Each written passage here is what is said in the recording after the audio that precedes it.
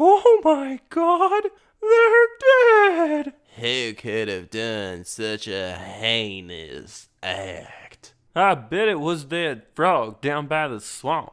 I don't like that frog. He's got them shifty eyes. It was that convict Ironjaw, that rapscallion. I bet it was that strange shadowy figure that likes to swing in the park on Thursday nights. I swear to you, it was my stuffed panda. He's possessed. It could have been Ricky's arm. We haven't seen it since it got cut off. I definitely know who the killer is. Blank is the killer. Hello and welcome to Blank is the Killer, the unoriginal horror movie podcast where I blabber on about 6 new-to-me horror movies with a random spooky 7th topic lingering at the end, released every 2 weeks. This episode I'll be going over sexy witches, cannibal cavemen, death birds, and other terrifying things like big houses. Let's dive off the deep end into a blood-filled swimming pool that has the movies I watched floating on top. Number 1, The Demons, 1972, directed by Jesus Franco. A witch is burned alive at the stake. She curses all of those responsible for her suffering and says her daughters will avenge her. 2 sisters, Kathleen and Margaret, are nuns in a convent. They catch the devil, which leads to Kathleen being captured and called a witch multiple times, and Margaret to actually become a witch with powers. Margaret avenges her mother's death by turning all of her mother's tormentors into skeletons before being burned at the stake herself. Margaret, Truro, Renfield, Jeffries, and unknown swordsman are the killers. I'd explain who some of those characters that I didn't mention in the summary are, if it mattered. This movie is basically a very long and boring softcore porno with very light horror elements. I should have expected this after seeing the titles of other Franco movies like Vampiros Lesbos, but given that these movies were mostly released in the 60s and 70s, I decided to give one of them a chance. There were a ton on Shudder, which is like Netflix for only horror movies, after all. And so I assumed they'd be kind of fun at least. This movie was a chore to sit through though. It was also one of the longer movies I've watched for the podcast. Nothing of value really happens in the movie. We get a bunch of nudity just because. There isn't really much gore, even though there are a ton of torture scenes. What most of these torture scenes consist of is a restrained character with little clothing getting pinched by what are basically giant pliers. I'm no expert on torture devices. It seems that these devices were supposed to be red hot to cause burns, but they don't glow or anything. Fake blood was applied on the inside of the tools to leave marks on the actors who are terribly trying to act in pain. I can't even tell how bad the acting was, honestly, since it appears the movie was originally filmed in Spanish, then dubbed into French, and I watched it with English subtitles. The characters' mouths don't match what is being said at all. The reasoning for the dubbing of the film in French is the fact that Spain had much stricter censorship laws. This caused Franco to release French versions of his films so he could include all the naughty bits.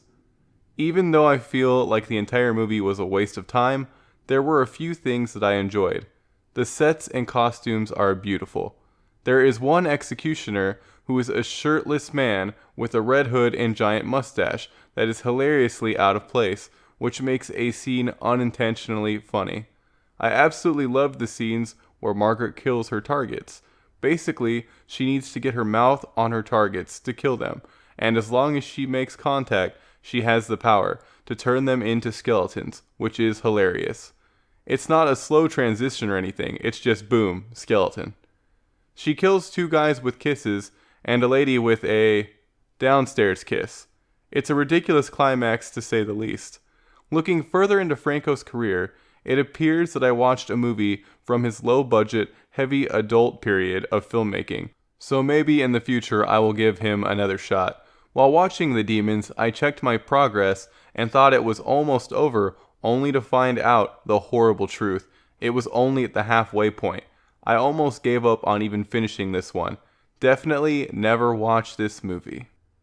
Number 2, House, 1985, directed by Steve Miner. After a writer named Roger's aunt dies, he begins living in her house to try and finish his new book about when he was in Vietnam. He recently lost, as in literally lost, his son and went through a divorce. The house begins attacking him with monsters, tools, and a fish. He ends up finding his son in another dimension the house is connected to, and learns that his old war buddy, Big Ben, has come back from the dead and had taken Roger's son. Ben did all this because Roger wouldn't give him a merciful death and instead let him get captured and tortured in Vietnam. Roger confronts his fears and everything ends up okay. The house and war are the killers. I'm going to say the house killed Roger's aunt, even though it looks like she hung herself, since she comes back as a ghost and tells him the house tricked her. This movie is a horror comedy, and I personally didn't find it funny or scary in the least. None of the jokes landed for me. I could see punchlines coming from a mile away. The acting in it is especially bad. It's hammy to the extreme on purpose, I assume, but since none of the humor lands, the forced ham hurts the movie. You're supposed to find Roger's antics funny, but I didn't like the actor, William Catt, at all, and the writing does not help. The house itself is amazing. It's one of those really old manors. It's kind of like a less spooky Addams Family house. It's the type of home I'd love to own, but buying a house like that is a pipe dream in this day and age. There are some interesting practical monsters in this movie. The first one you see jump out of the closet and attack Roger is grotesque and creepy in all the right ways.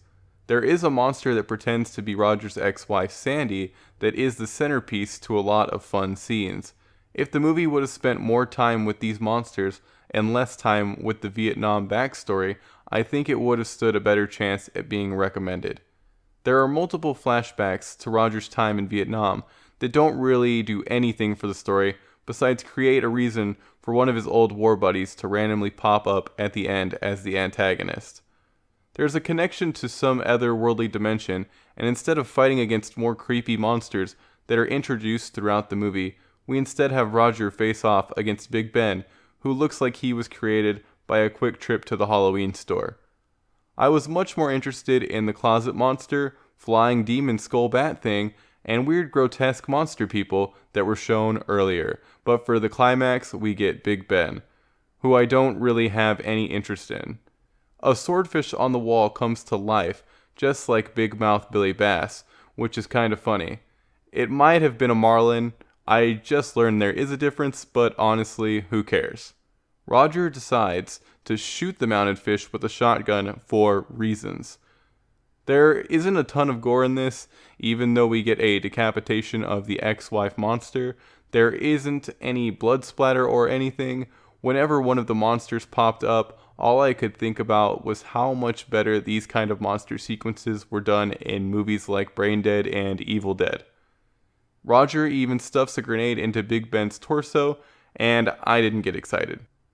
Steve Miner directed the first 2 Friday the 13th sequels and Halloween H2O, so I know that he can make fun horror movies. This movie just felt so plain and mediocre.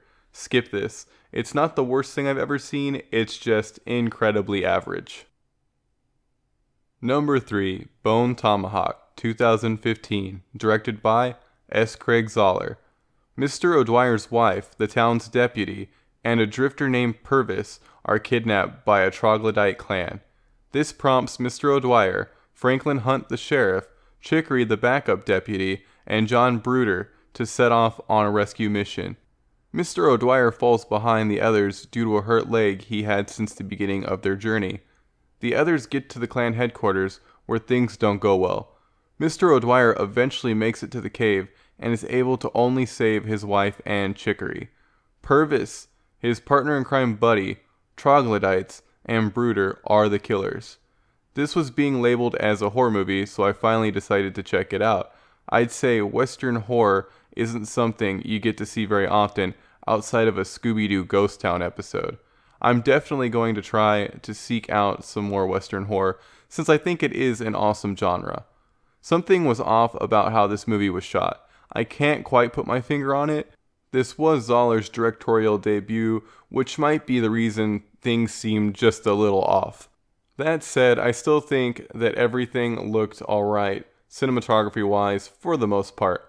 The acting in this is weird.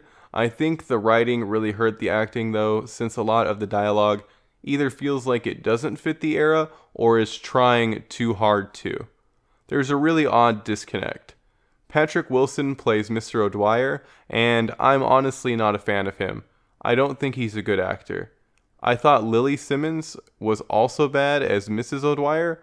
Part of the gang ends up getting captured and taken to the cave where Mrs. O'Dwyer is already captive, and her character is completely nonchalant about being imprisoned by terrifying cannibals that graphically murder characters right in front of her. She doesn't appear to be distressed in the least. Her line delivery is also uninspiring during the cave scenes. Kurt Russell plays Kurt Russell. Matthew Fox and Richard Jenkins do a pretty good job as Brooder and Chicory, respectively. There are some absolutely brutal kills in this. People get disemboweled, tomahawks to the face, severed digits, decapitated, but I'd say the most disturbing kill is when the deputy is stripped and scalped. To muffle his screams, the Trog cannibals gag him with his own scalp, as you do when your scalping victim is screaming bloody murder. Then they flip him upside down and start cutting and pulling him apart at the groin until his delicious insides fall out. I will say this is one of the most yeesh-inducing kills that has ever been on this podcast. I don't think I've covered something this yeeshful since Gerald's Game. All the gore effects are executed impeccably, which only heightens the "oh no" factor when you see these horrific things happen, like when the sheriff gets his torso cut open and a flask that was sitting on hot coals is shoved into the wound. This is definitely not a movie for anyone who's squeamish. One thing I found really interesting is the fact that a lot of horror moments happen during the day when the rescue party gets ambushed by the Trogs. You would expect for all these gory action scenes to happen at night, but there is actually a lot of sunlit blood, which felt incredibly fresh. The Trogs themselves are pretty creepy, some more than others, since the ones without animal bones and tusks protruding from their faces don't look nearly as menacing. The Trogs make a high-pitched, terrifying shriek that makes them sound like demons. At first I thought it was just decided that they would naturally sound like this, but it's revealed that they have a device implanted in their necks that allows them to make the sound. Mr. O'Dwyer has a hurt leg from the beginning of the movie. It is a little hard to suspend your disbelief when it comes to him traversing the frontier horseless with only the aid of a janky crutch. It's even harder to believe that he is able to best a ton of the Trogs to save the day, given how imposing they are portrayed up to the point he arrives at the cave. The movie is a lot longer than it needs to be. I feel like a ton of scenes that are set in the town before the party takes off could have been cut to help with the pacing, since the beginning is awfully slow. The movie had its world premiere at Fantastic Fest in Austin.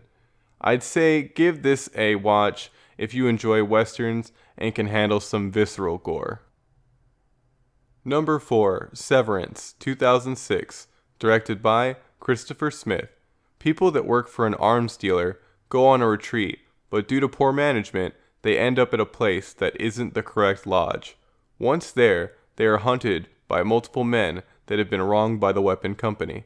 2 coworkers, Maggie and Steve, and 2 prostitutes escape after fighting against the men and jumping in a boat. Men wronged by the Palisade Defense Military Arms Corporation and a higher up in that corporation named George are the killers. George is barely in the movie but ends up blowing up a commercial airline, which makes you a killer. More kind of a mass murderer, but semantics. There was a lot of buzz surrounding a movie called The Belko Experiment, which led to a lot of people bringing up this movie, since they both include corporate workers. I haven't seen The Belko Experiment, but I watched the trailer for Severance a while back and decided it wasn't something I would like. Whoever put the trailer together made this movie look absolutely terrible. I decided to watch it anyways and was pleasantly surprised. The movie's tone is completely different than what the trailer led me to believe. The movie is dark and intense while also having some genuine comedy throughout. Pretty much all of the coworker stereotypes are in this. You have the terrible manager, weird suck-up, cool guy, clown jerk-off, smart girl, guy that gets walked all over, and the girl everyone at the office fawns over. When the clown jerk-off character Steve was introduced, he was shown ordering prostitutes and doing a ton of drugs. I thought I was going to hate his character, but he ends up being alright. Maggie is the office hot girl, and throughout the whole movie I thought she looked familiar. Laura Harris, who plays her, was in Dead Like Me, which is a really cool show about people that end up reaping souls after they die. I may cover it as a 7th topic after a rewatch someday. The acting in this is actually pretty good. Everyone sold their character. There is a good amount of gore. The most ridiculous gore scene is when the cool guy gets his head cut off. His head rolls away from his body, which is shot from the perspective of the head, which is neat. This allows him to be able to see the blood spurting out of his neck. He watches this and his head smiles, since he was right about being conscious after being decapitated. He brings up Marie Antoinette's execution earlier in the movie and stated that her head was still conscious for minutes. There are stories from back in the guillotine days that say heads could blink and focus their eyes after popping off their bods, but modern science believes those instances were just muscle spasms. They aren't 100% sure though. Some of the workers believe different stories about the building they end up in, which are shown by random added scenes that are shot completely different than the movie. One of them is a parody of Nosferatu, which I will be covering later on in this episode. Showing the 3 stories about the building in this manner was a great idea, and way more interesting than just watching the characters tell the stories. When Steve is tripping on mushrooms, he keeps seeing himself in different places, which I also thought was an interesting way to show he was tripping balls.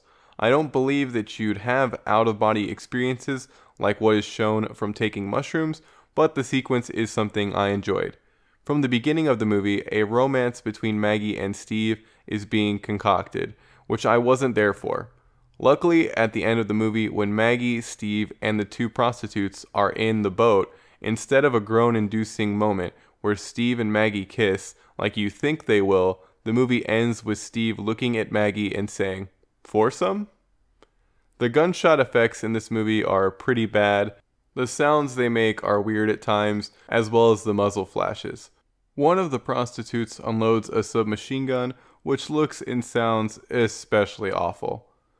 Bad gun effects aside, I recommend giving this a watch. It's a solid horror comedy. Number 5, Nosferatu, 1922, directed by F.W. Murnau. A man named Hutter sets off to Transylvania at the behest of his boss, Nock, to sell a house to Count Orlok. While at the castle, Hutter gets bitten and finds out that Count Orlok is Nosferatu, also known as the Bird of Death, after looking through a book about evil things and seeing Orlok in his full Crete form. Orlok loads up some coffins and makes his way to Wisburg, where Hutter sold him a house. Orlok leaves a trail of bodies along the way, which everyone assumes is a plague's doing. The townspeople think Nock is somehow behind it, but he is only responsible for the death of one guard. Hutter escapes the castle and gets back to Wisburg. He goes to his wife Ellen, who has seen Orlok. She asks Hutter to go get a guy named Professor Bulwer to help them. Ellen had learned from the earlier book that she can defeat Orlok if she distracts him with her beauty, pure heart, and tasty blood long enough for the sun to rise. Orlok enters Ellen's bedroom and begins to suck her blood. He doesn't watch the clock, and the sun comes up, which kills him. Hutter comes back just in time to hold Ellen before she dies. Nock and Count Orlok, aka Nosferatu, aka the Bird of Death, are the killers. This is the first silent film I have watched for the podcast. I thought it might also be the last, but I plan on checking out some other German expressionist horror films in the future, at least The Cabinet of Dr. Caligari. Nosferatu is probably one of the oldest movies I've ever seen, and I found it incredibly enjoyable. Like Dracula, Nosferatu is an adaptation of Bram Stoker's Dracula. It is an unauthorized adaptation, which is why the names and terms are different. For example, Nosferatu instead of vampire. Bram Stoker's widow sued for copyright infringement and won the case. I guess the rules were a lot stricter back then, since I feel there are some key differences between Nosferatu and its source material. All the copies of the film were supposed to be burned because of the ruling, but the film survived since it had already been distributed worldwide. Max Schreck, the actor who played Count Orlok, perfectly performs as an eerie, unnatural character. His mannerisms and posture are fantastically unsettling. There's a movie called Shadow of the Vampire where Willem Dafoe plays Schreck. From what I hear, it's basically a movie set behind the scenes of Nosferatu where Schreck may be an actual vampire. I'm definitely going to check it out soon. The character design for Count Orlok is iconic and creepy. Nosferatu is said to come from the seed of Belial, which makes him a demon spawn, and the character definitely looks demonic. I for one like the idea that vampires came from demons. The film uses shadows to create some amazing visual effects. There is a whole sequence where Orlok is going up to Ellen's bedroom, which is filled with amazing shots that use shadows perfectly to make Orlok seem more supernatural in both appearance and power. During one part of the movie, Hutter is warned not to go outside because there have been werewolf sightings. We then get to see the werewolf, which is a hyena. I guess at the time the movie was made, most people had probably not seen an actual hyena. I can definitely understand that silent films aren't for everyone. Heck, some people don't even like black and white movies, so a silent, black and white German expressionist film might be a recommendation that falls on deaf ears, but I highly recommend checking out Nosferatu to see some amazing early cinema craftsmanship. I would definitely suggest watching it over Dracula, even though it is a less faithful adaptation of Stoker's book. Remember when Nosferatu kept flicking the lights on and off at the Krusty Krab? Number 6, The Open House, 2018, directed by Matt Angel. After his father gets hit by a car and dies, a boy named Logan goes to live in his aunt's house that is currently for sale with his mom Naomi due to money troubles. Weird things start happening around the house. A man is staying there and messing with the mom and son. The man eventually decides to kill them. During the killing phase, Logan accidentally stabs and kills his mom because of a fear reaction before being killed himself. The man then goes on to another open house. The open house man, Logan, and reckless driving are the killers. Kat's mom recommended this as a bad horror movie, and oh boy was she right. This movie is absolutely terrible. It's completely uninspired, filled with tropes, and relies solely on eerie music, silence, loud noise, jump scares. In the very beginning of this movie, our main character Logan flat out explains to the audience the whole plot during a conversation with his mom. The gist of what he says is, "Aren't open houses creepy? What if someone who came to an open house stayed after it ended? Gee, Logan, I wonder if that is going to be what this movie is about." The viewer knows early on that the weird happenings in the house aren't paranormal, but actually the work of a chubby older white man. Watch out, Logan. This baby boomer is going to destroy all your participation trophies. I know that a lot of serial killers in real life have been chubby older white men, but having that be your spooky killer in a horror movie doesn't really work for me. To get some basics out of the way, the acting is fine for the most part, even though the actor that plays Logan could work on his delivery, and the gore in this is also alright. Now on to different observations about why this movie is dumb. There is a character named Martha, who is basically a strange old lady with Alzheimer's that is put in the movie as a pointless red herring character that you'd never think is really behind anything. What she does throughout the movie is just remind Logan and Naomi that someone they love died tragically. There are a ton of scenes with the characters going into a basement, and each time they go, they bring a flashlight. This felt strange, since no one really uses anything but their phone as a flashlight these days, but whatever. The house also had a landline phone. I watched this movie with Kat and joked, "Hey, what's that thing?" when the landline phone was shown, and she replied, "I think it's called a VCR." That was a good joke that I would like to put in my own horror comedy. Throughout the entire movie, we are supposed to be scared of things that aren't scary. A blocked passageway in the basement, getting woken up during broad daylight, a normal-looking dude just living his life. There are just so many awful, unearned, loud noise jump scares in this. There are more tropes than I care to bring up, two of the most unnecessary being getting a call from inside the house and developing pictures to find out that someone has been taking pictures of you when you were sleeping. It's like whoever wrote this looked up top 5 scary stories on an old website. In one scene, Logan goes to use his phone, only to find out that the SIM card was removed. Okay, really? Have you ever tried to remove a SIM card from an iPhone? I don't think it is some simple quick thing you can just do. The phone should have been smashed or missing. Nobody would have meticulously taken out the SIM card and put the phone back in its case. Throughout the movie, we are hammered in the face by the fact that Logan wears contacts. There is a part where the killer, who has already slit a man's throat and tortured Naomi, is on top of Logan. The killer gently removes Logan's contacts. That scene is seriously one of the stupidest things I have ever seen. Logan also wears glasses.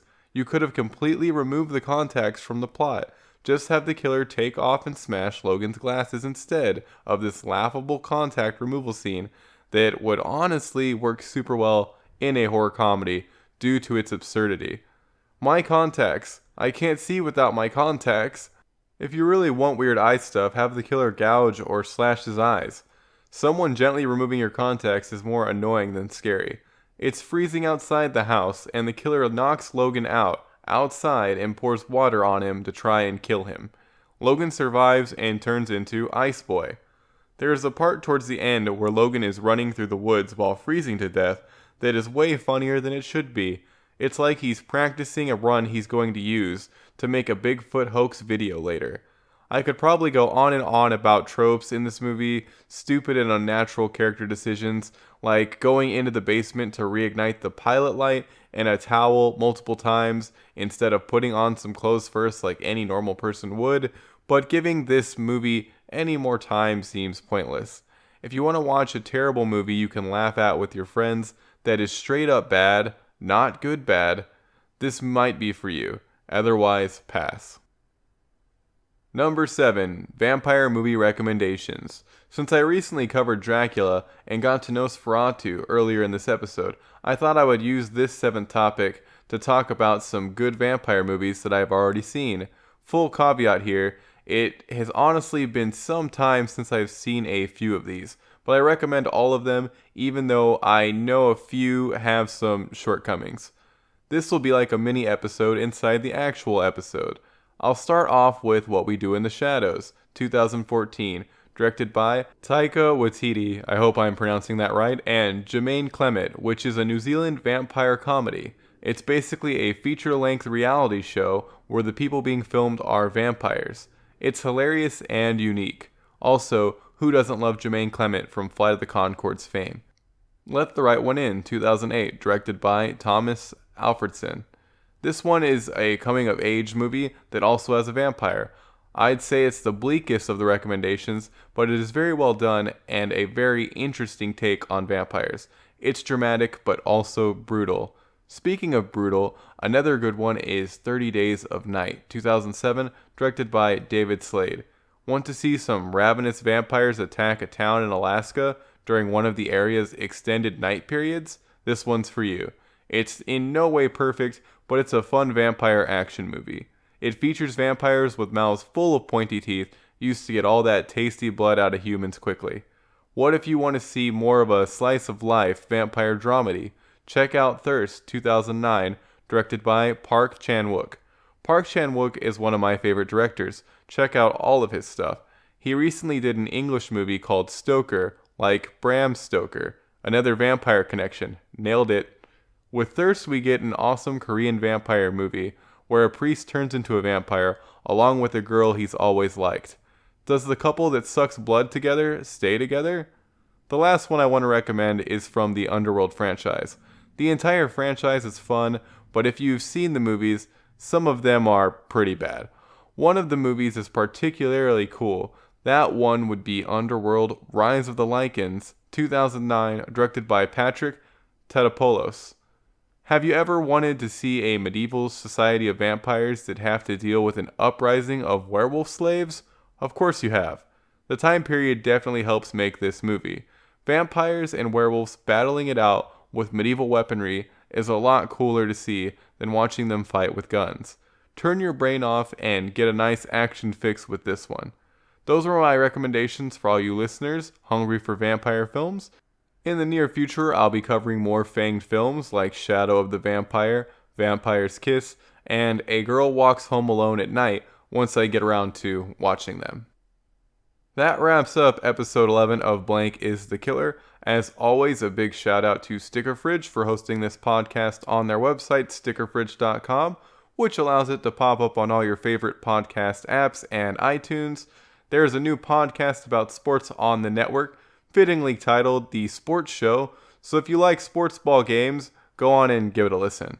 If you have any comments, complaints, dad jokes, recommendations, or mad ravings, shoot your thoughts my way on YouTube, Facebook, or Instagram.